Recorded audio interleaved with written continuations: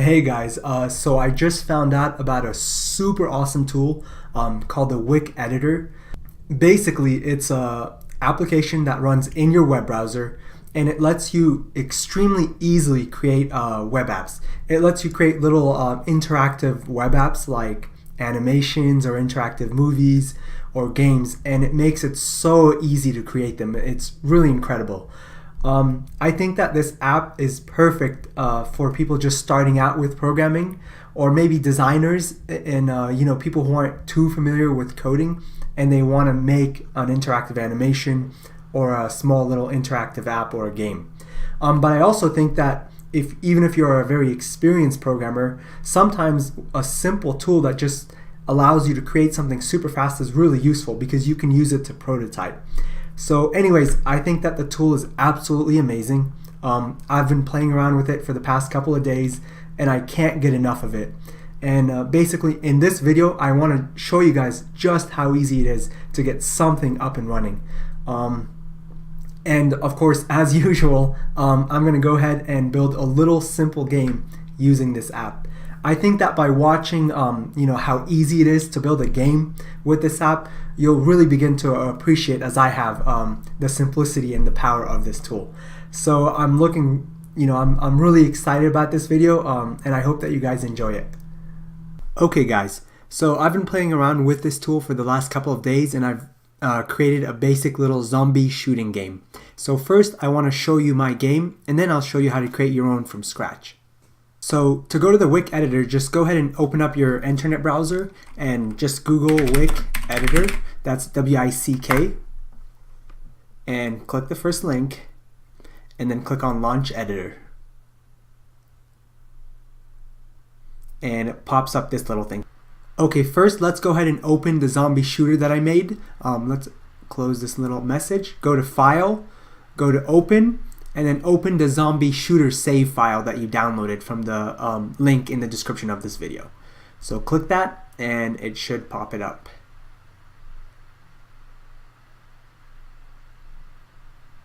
Click OK, and there we go. Okay, so to run it, just go ahead and click the run button up here. It should launch shortly. We hear the zombie sounds. So you move with the WASD keys and you aim and shoot with the mouse. You can see that as I kill a zombie, those guns spawn. I know my art isn't very good, but those are guns.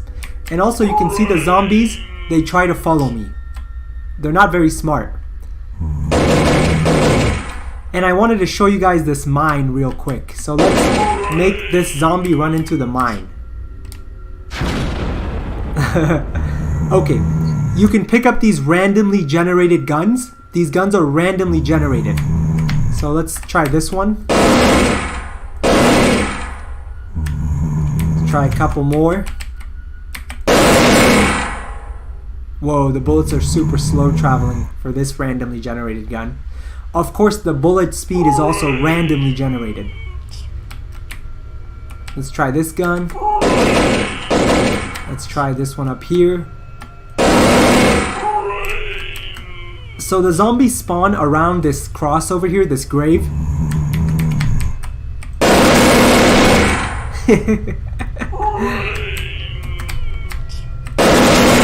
Whoa, so I wanted to show you guys these purple bullets. Look at the purple bullets. They bounce off walls. They're ricocheting. See that? So this gun spawns both purple bullets, the ricocheting bullets, and regular bullets. That's also randomly generated. So once again, look at the purple bullets.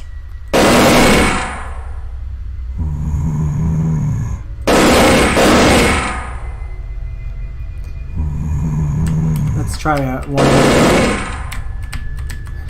Oh, and you can walk over the wall because these are supposed to be short walls. So the reason why you go really slow is because, it's simulating you climbing over them. And of course, zombies can't climb. We all know that. Whoa! Look at this gun. It's super accurate. I like it. Oh man. So that's all there is to the game. Whoa, the ricochet. Look at that.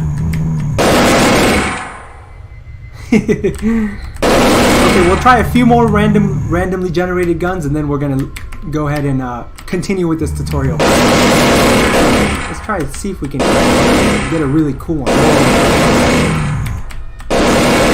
Whoa.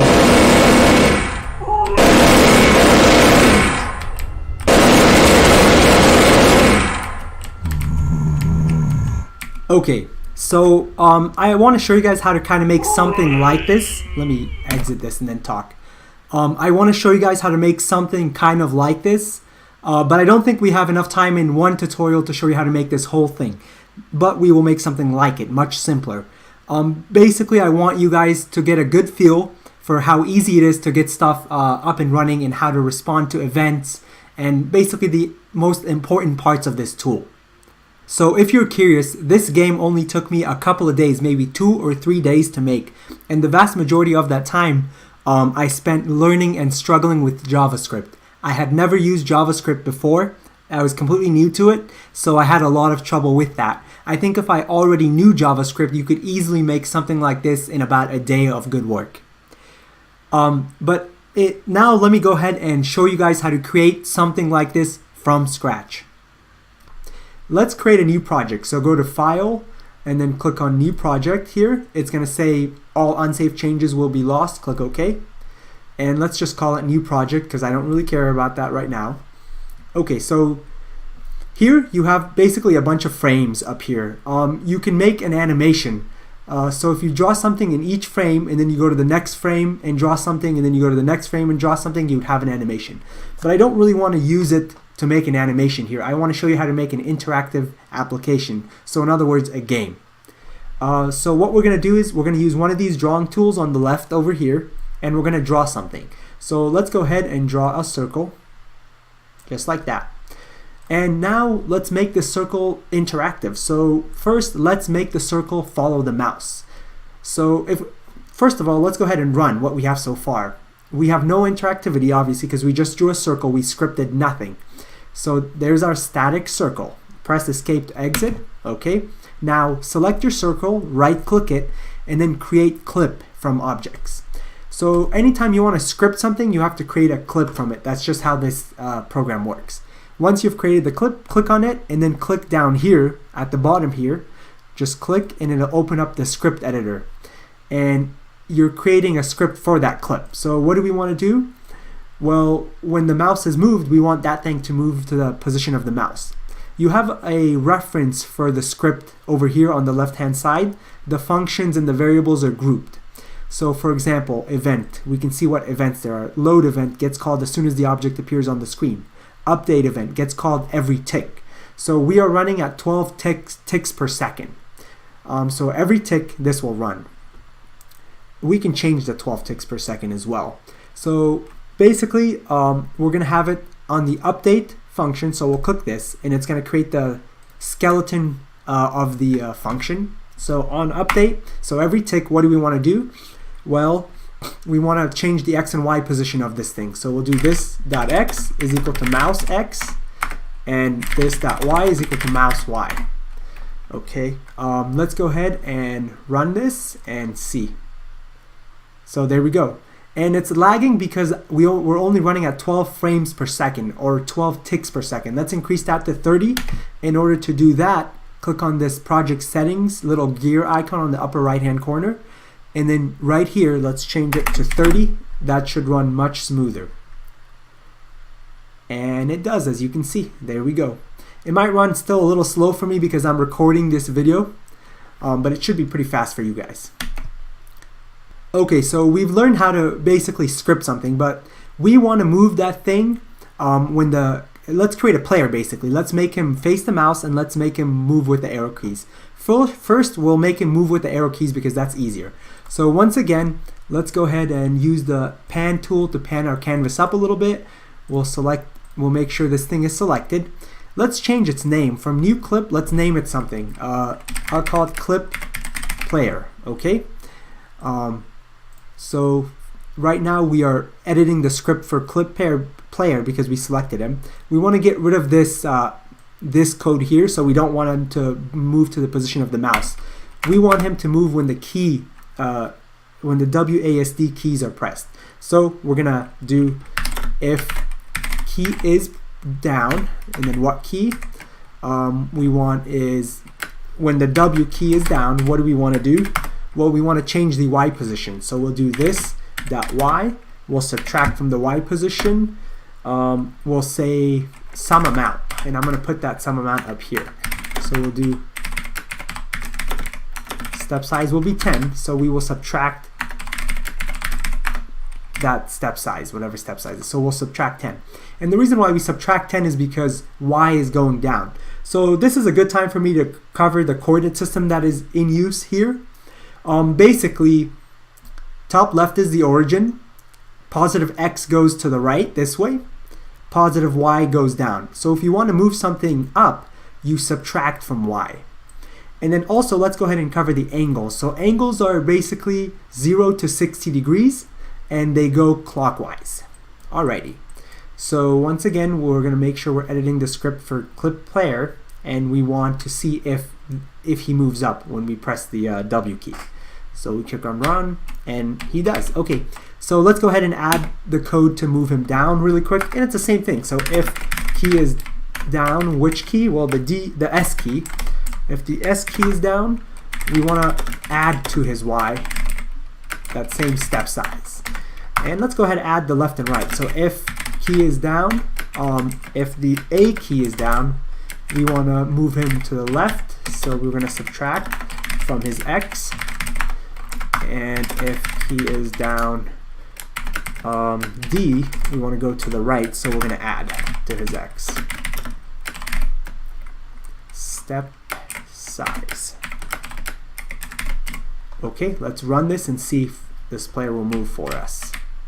Yep, so we can go up, we can go down, we can go left, we can go right. Let's draw a nose on this player so we can see his facing direction, basically. So to edit a clip, you need to double click it, and then you enter this little mode. You see the color difference?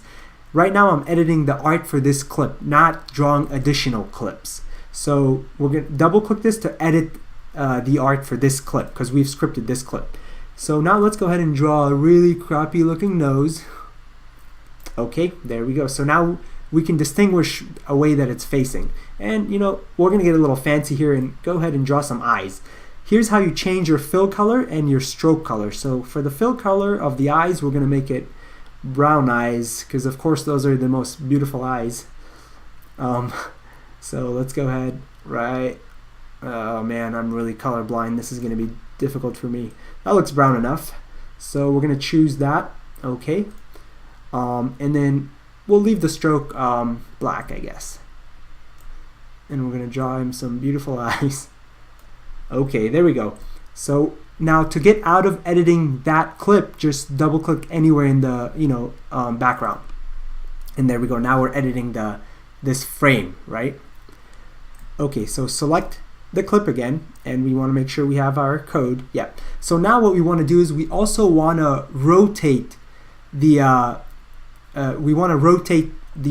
player. We're going to call him player, okay? So we want to rotate him to face the mouse.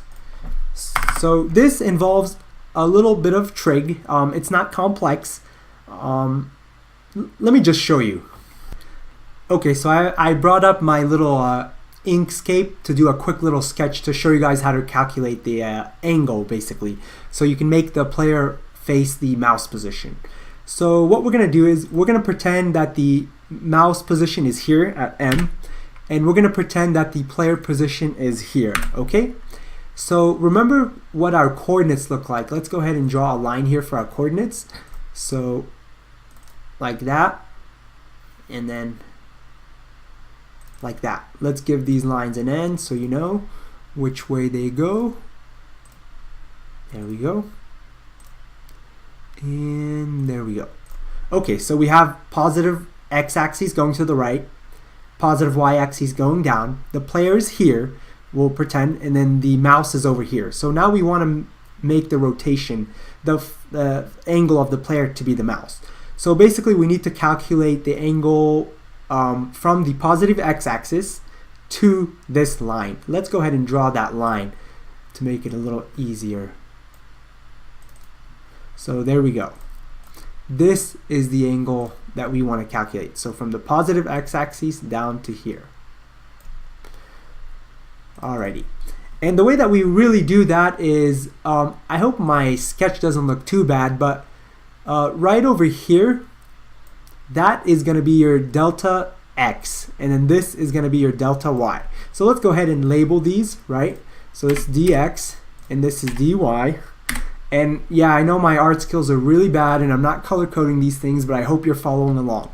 So this is our dx, this is our dy. Well, what do we know based on some basic trig? Let's label this angle. This angle is going to be theta. I'm going to make it, this one at least, a different color. So we'll call it theta, but I'm going to make it, I don't know, red, because that's important. So that's this angle right over here, right?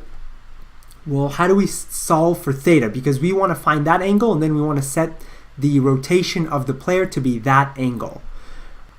So from our basic trig laws, we know that tangent is opposite over adjacent, right? So we'll go ahead and do that. We know that tangent of theta is equal to opposite over adjacent. Well, the opposite in this case, the opposite of this theta is dy, and adjacent is dx. So now we want to take the tangent inverse of both sides because we want to solve for theta. So theta is equal to tangent inverse of dy over dx. Okay. And another thing, okay, so we have that, but this is in radians. I should note that the editor requires it in degrees, so we'll have to do a radian to degrees conversion as well. So this is how you do the angle convert. This is how you calculate theta, right? That's the rotation that we're going to set for the player to face the mouse. But we quickly want to convert from degrees to radians. Okay, so we're going to use basic proportions to convert radians to degrees. So we know that there's 360 degrees in 2 pi radians. So 2 pi. We're going to set that equal to how many degrees, so d degrees, how many degrees in how many radians. So this, if we cross multiply, we can create conversion functions between radians and degrees. So just to visualize that, we're just going to do good old cross multiplying like this. Alrighty, we know that, so we know 360 r is equal to 2 pi d. Alright, and now we want to solve for d because we're trying to convert radians to degrees. So we divide both sides of the equation by this 2 pi, and what we get is d is equal to 360r divided by 2 times pi. That reduces down because we have a 360 on top here and a 2 in the bottom, so d is equal to 180 r over pi. So basically, in words, to go from radians to degrees, we multiply by 180 and divide by pi. Okay, so we got our math down here. Now I'm gonna go ahead and implement it in code. So let's go ahead and find this theta. So we know that theta is, as we wrote down, I'm gonna leave this up on the side here because I think it'll be helpful to you guys. Okay, let me see, make it rightfully sized. Something like that. Okay, so we know from, oh man, I did that. Okay, so I'll just show you once in a while, right? We know that theta is equal to tangent inverse of dy over dx. So how do we do tangent inverse? Well, math.atan, right? We can do atan, but if we want to take quadrants into account, we should do atan too. And I don't really want to get into the details of this, but this makes sure that your signs work out when you're in different quadrants. So we'll do dy over dx, and let's just check that. Yep, that's dy over dx. And now we have it in theta. Now we want to convert it to radians. So we said that when we want to convert radians to degrees, we multiply it by 180 and divide by pi. So theta multiplied by 180 and divide by math.pi. And there we go. Now we found theta, and now we just want to set the rotation attribute of the player to that theta. Okay, now we forgot to define this dy dx. Let's go back and look at our drawing. Remember I said that this is the mouse position represented by the M. This is the player position. And we have our theta, or our angle, in terms of dy dx. Well, what's dy, what's dy, what's dx? dy is just the mouse y minus the player y. Dx is just the mouse x minus the player x. Nice and simple. So dy, we're going to do dy is equal to the mouse y minus this dot y, that's the player's y. Dx is equal to mouse x minus this dot x. Let's go ahead and run this and hope everything works out. If it doesn't, we'll debug it. And we got lucky because, yep, it all worked out. See? Our player faces the mouse, and when we press up, he goes up. When we press down, he goes down. When we press left, he goes left. And when we press right, he goes right. Okay, now let's go ahead and create a bullet. All right, a bullet. All it really is something that moves forward at its current angle. So that shouldn't be that too difficult to calculate. We've already done some angle work here. Alrighty. So first, let's go ahead and draw the bullet. So we'll pan our screen a little bit up here, and we're gonna draw the bullet. It'll just be a line, and to be dramatic, we're gonna go ahead and make it red. Oop, and I didn't change I changed the fill color, not the stroke color. Okay, no worries. There we go. It's a red bullet. And it's a little crooked, but that's okay. We don't care. Select it just like before. And right click and create clip from objects because we want to script it now, right? So again, the update function gets called every tick. So since we're running at 30 frames per second or 30 ticks per second, this function will get called 30 times. So the update function for the bullet is going to get called 30 times per second. And if you recall, we also put in the code to control the player in its update function, which gets called 30 times per second. So anyways, let's go ahead and make the bullet move here. So again, we're going to calculate theta, and we're going to move him by a dy dx. So let's go ahead and quickly do the math here again. It's kind of similar, okay? So let's go ahead and draw it from scratch, I guess. Let's see. Actually, I'll go ahead and delete all of these. We still have I'm going to leave our degrees and radian conversion there for later, but let's draw the bullet now with a line. So let's say it's moving like that. Let's give him a facing direction, okay? And let's make him red because it's a bullet, it's dangerous. Alrighty. Now we want to move the bullet at its current angle, which basically means we have to calculate this dx and this dy, move his x by the dx and move his y by the dy. Let me draw it. I think once I draw it, it's going to appear a little bit more concrete. So let's label those so we know from basic trig this is the dx, this is the dy. We know that this is theta, and I'm going to represent theta with a t because theta is too long. Okay, so let's write down our basic equations here. We know that dx is equal to basically the hypotenuse times cosine theta. And let me label this. This is the hypotenuse out here. Basically the length of the bullet, you can think of it. So yeah, we know that I want to be consistent. I chose t for theta. So yeah, we know that dx is h is the hypotenuse times cosine of theta, and we know that dy is basically h times sine of theta. This is some basic trick from SOHCAHTOA. If you need to, you should Google it. That's really a bit too basic for me to explain. But okay, so we found our dy, we found our dx. We just want to move him by that amount. So alrighty. So let's go ahead and move him. So we're going to choose hypotenuse, right? Hypotenuse is equal to, well, so this is like the length of the bullet, or how much you want him to move every step. We'll say about 50, I guess. Okay. Now we'll look at our equation again. Dy is h cosine theta. Dy is equal to h times cosine. So math dot cosine of theta, and we know that dx is equal to h times math dot sine of theta. Just make sure I have that correctly. dx is h cosine theta. dx is h, ooh, I have them backwards.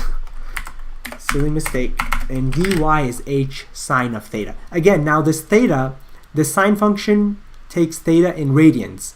So we have to make sure we find that in radians.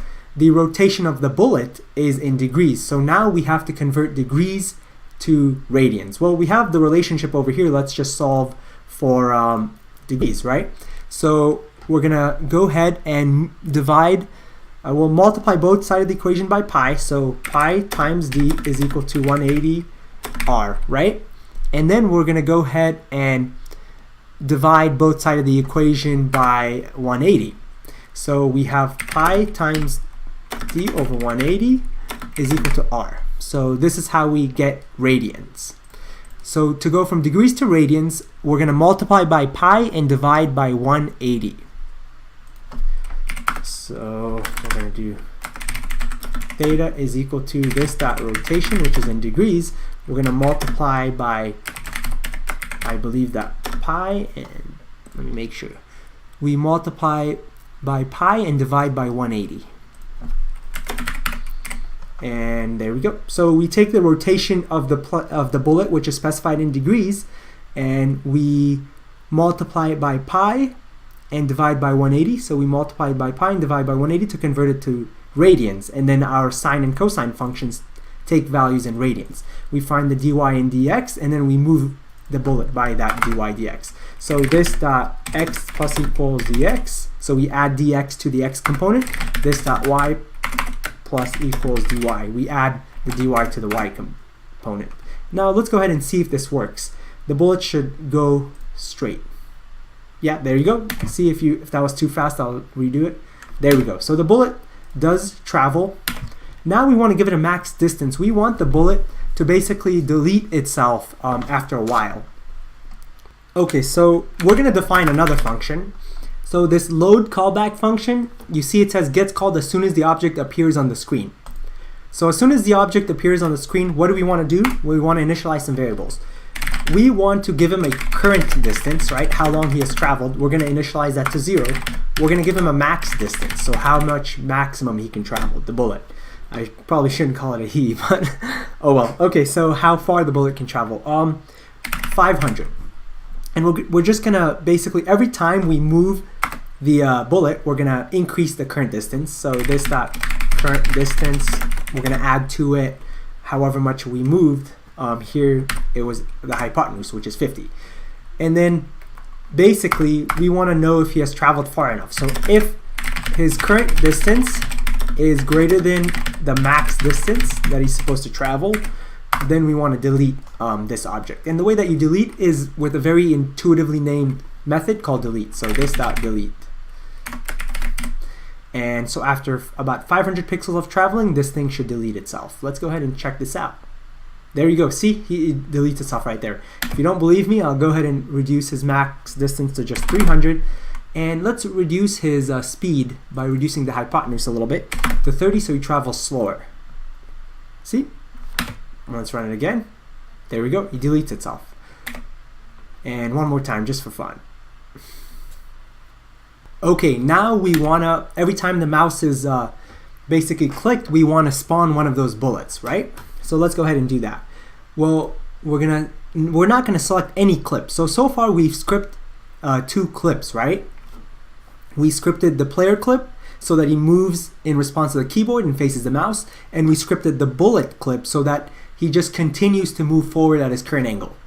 Now we don't want to script any clip in general. We just want basically when the mouse is clicked, we want to spawn a bullet at the player's location, right? So this is going to be really a script for the frame in general. So we're going to click anywhere out here in the white to select the frame, and now we're editing the script for the frame. So when the mouse is clicked anywhere on the frame, right? So we should do the mouse pressed event, which says gets called once when the object is pressed. So when the frame is pressed, what do we want to do? Well, what we want to do is create a bullet at player's position.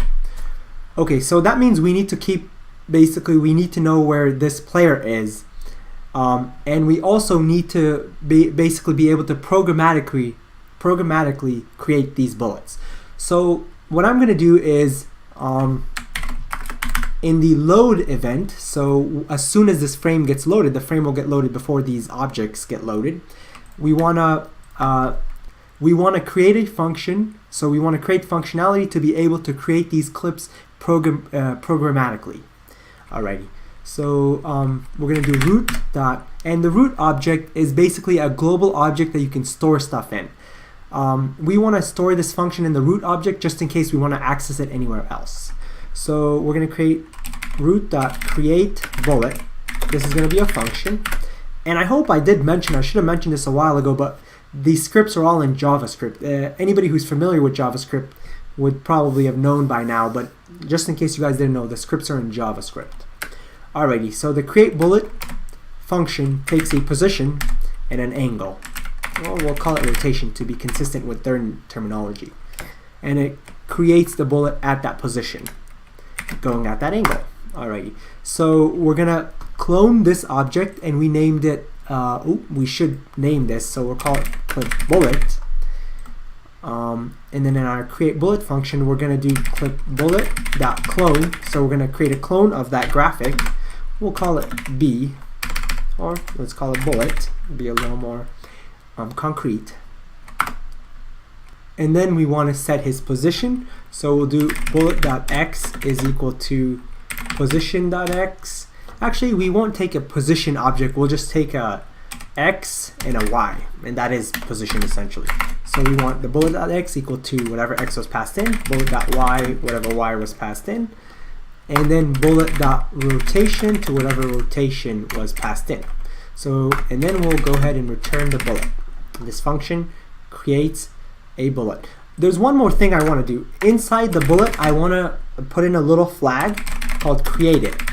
And if it has that attribute, it means that this bullet was created programmatically. The reason why I want to do that is because this this bullet out here that I manually placed, I don't want that to move, because when it moves, it eventually destroys itself. I want to be able to clone this at any time, so I don't want to destroy it, right? So the way I can do that is I know that all the ones that I create programmatically have a created property, and this one doesn't. So in the update function here, I'm gonna see if it has that property. If it doesn't, I won't move it at all. So if this that has own property,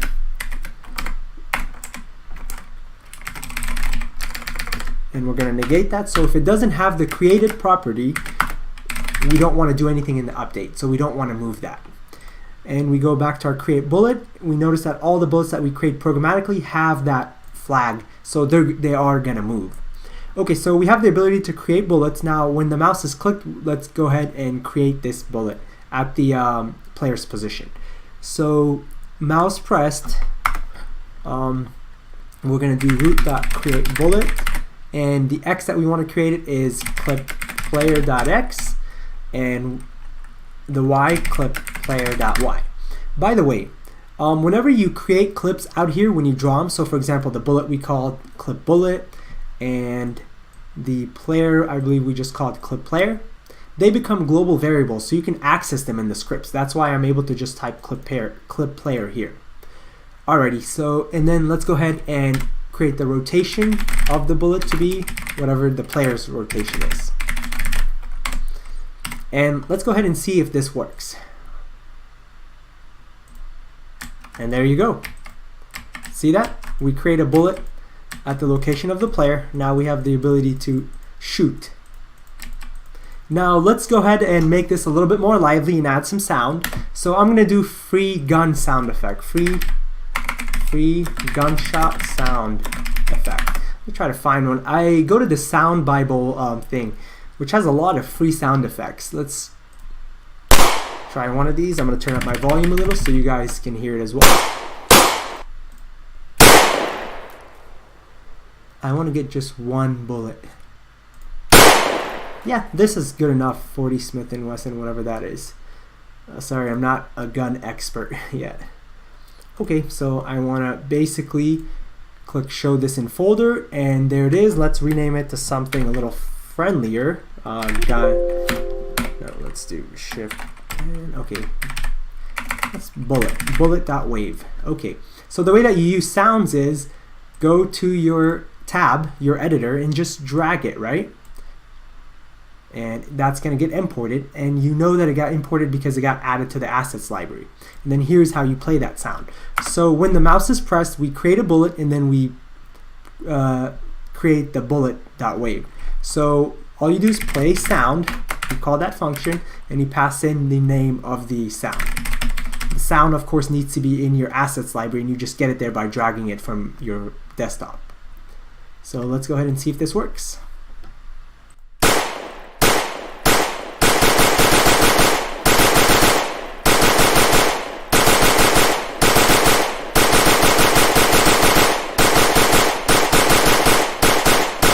Okay, I think I've played around with that long enough. Okay, I think that's all we're going to cover for this tutorial. Again, if you want the full zombie shooting game that I made, you can look at the save file that I'll include in the description of this video, and you guys can just load that up and then look at all the code and see how you can make those zombies spawn and follow you, avoid the walls, how you can make that cool little mine that explodes, and all that other stuff. You can figure it out by yourself. But let's go ahead and do a quick little recap of how you use this tool, right? So what you basically do is you have a bunch of drawing tools here. You draw stuff on the canvas. I'm calling this the canvas. I'm not sure if that's officially what it's called, but I like that name. So you draw a bunch of stuff on here. We drew this little player and we drew that bullet, right? And then you script them. In order to script them, you have to make sure you select the object, right click, and then create frames, create clip, right? So once you create a clip from them, then you can script them. You can basically determine how these objects behave when the mouse is pressed, when a bunch of events happen, and then you can modify their attributes. One of the things you can modify is its X and Y position. You can also modify their rotation. You can also modify their scaling as well. So the other thing that I didn't cover is animations, but I haven't really used it too much for that, and I'm really crappy at drawing in general, as you can tell. So that's not really my area of expertise, but basically you can animate all these things. So you know when you double click on them, right, and then it takes you into editing just the art for that clip, you still have a timeline up here. You can add multiple frames, and then there are basically I believe timeline, yeah, there's functions that you can do to play the timeline of a specific object. So you can play it and you can go to a specific frame and play from there, or you can go to a specific frame and stop there. So a recap of the recap: you draw things and then you script them, and that's it. I hope you guys really enjoyed this tutorial. I found this application really useful because it lets you get up and running super quick. You saw how quickly we're able to create a little game right here, this moving character, and I only in a few days created that zombie shooting game, and that's on top of the fact that I had to learn JavaScript because I had never used JavaScript before. So the vast majority of that time was spent me learning JavaScript, which I found slightly annoying because I'm not used to it, I guess. But really, I could have made that zombie shooting game in like a day or less, a couple of hours, if I had already known JavaScript. So the point that I'm trying to make is that this tool is so amazing at getting things up and running. I can see it being really useful for beginners if you want to learn how to program, but I can also see it being very useful for very experienced programmers if you just want to prototype ideas. If you just want to see your ideas in action before you invest time into doing it. I love this tool. I'm going to continue to use it, and if you guys are interested, I'll go ahead and continue making more advanced tutorials on this. So thank you so much for watching, and if you enjoyed this video, I would recommend, on a slightly unrelated note, I would recommend my own game engine. It's written in C++ on top of the Qt framework, so a little bit different, but if you're into making games, I would recommend that you check out that game engine that I created myself. I'll post a link to that in the description as well, just in case you're interested. So thank you so much for watching, and I hope to see you guys in one of my other videos. Bye-bye.